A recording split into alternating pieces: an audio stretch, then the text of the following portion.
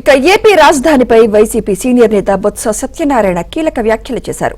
తాము అధికారంలో ఉన్నప్పుడు 3 రాజధానులు తమ విధానమని గుర్తు చేశారు.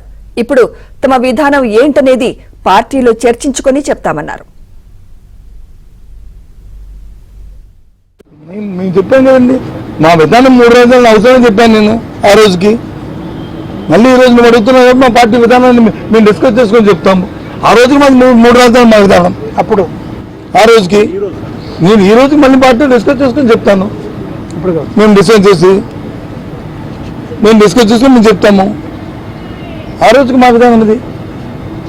అందులో ఇక్కడ శాసన రాజధాని పెడదామని ఇక్కడ తయారు చేద్దామని అనుకున్నాం. ఈ రోజు మీరు అడిగారు కాబట్టి మళ్ళీ ఈ సమస్య మళ్ళీ ముందుకు వస్తే దాని మీద డిస్కస్ చేసుకొని మేము చెప్తాము. 3 రాజధానులు తమ విధానమని గుర్తు చేశారు.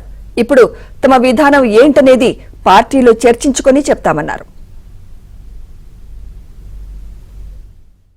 మేము చెప్పాను కదండి, మా విధానం 3 రాజధానులు అవసరం చెప్పాను నేను ఆ రోజుకి.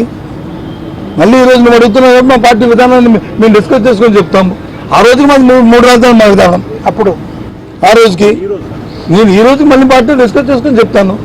ఇప్పుడు మేము డిసైడ్ చేసి మేము చెప్తాము.